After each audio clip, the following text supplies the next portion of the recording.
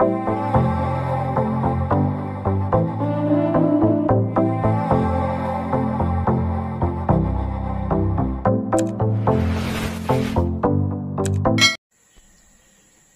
pagi sahabat jejak sepatu planters di seluruh penjuru tanah air. Kali ini merupakan seri yang keempat dari apa yang sebelumnya kami sampaikan tentang Ganoderma. Ganoderma merupakan tantangan serius industri kelapa sawit saat ini, apalagi di masa yang akan datang. Karena hingga saat ini belum ada cara yang paling efektif, yang paling ampuh, yang paling efisien untuk pengendalian Ganoderma. Jangankan untuk pengendalian, untuk tindakan preventif pun sampai saat ini belum ada satu cara pun yang memberikan jaminan bahwa Ganoderma tidak menyebar.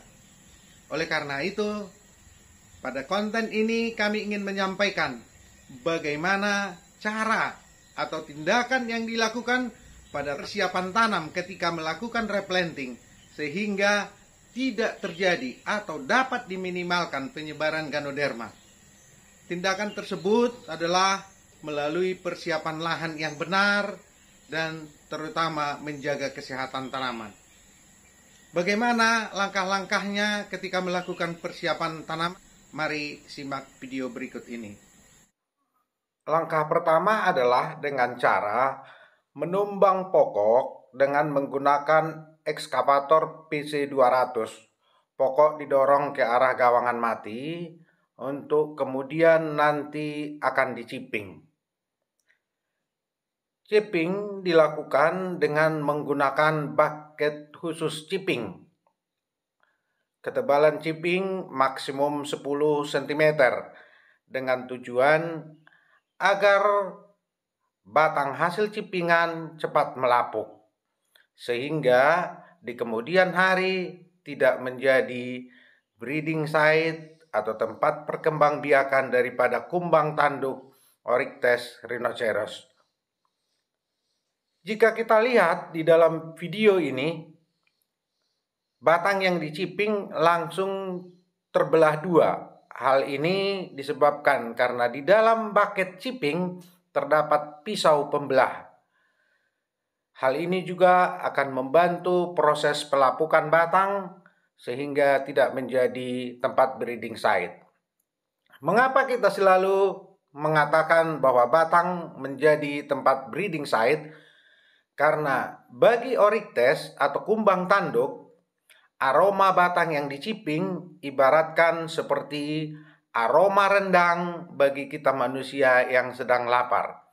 Oleh karena itu, ketika ada aroma batang cippingan ini, maka Oryctes akan datang dan nanti akan menempatkan telurnya di sana dan kemudian berkembang menjadi lundi dan berubah menjadi kumbang tanduk.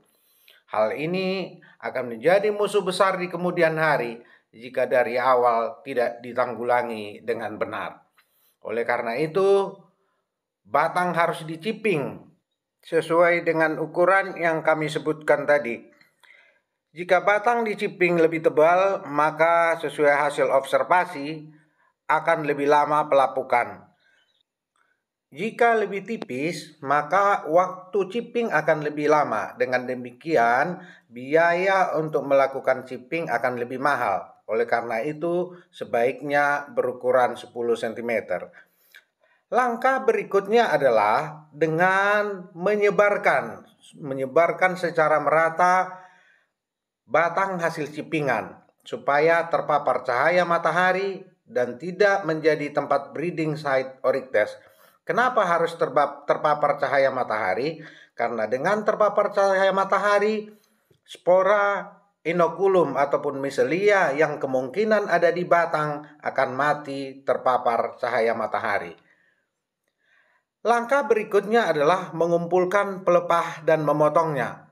Karena pelepah-pelepah ini kemudian akan digunakan sebagai penutup ketika batang-batang hasil cippingan diaplikasi dengan Metarhizium anisopliae.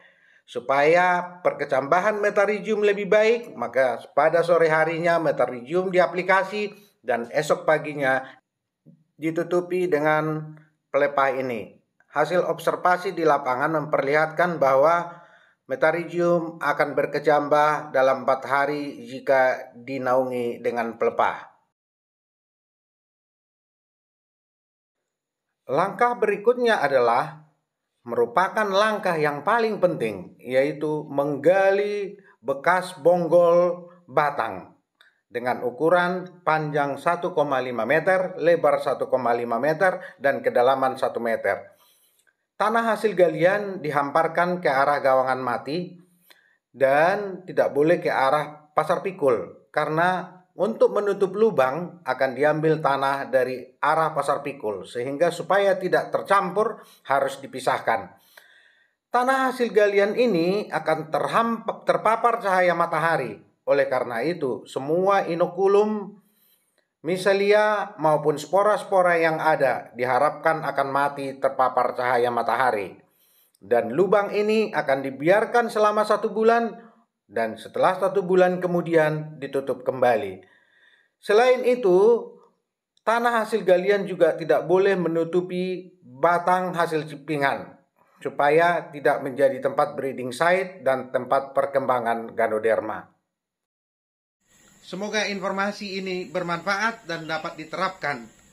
Dan harapan kami, apapun yang kami ajukan di sini bukan merupakan yang terbaik, tetapi paling tidak adalah suatu usaha untuk mengurangi terjadinya Ganoderma di masa yang akan datang. Kita semua dapat bersinergis untuk memberikan yang terbaik sehingga momok Ganoderma dapat teratasi. Salam jejak sepatu planters, semangat pagi.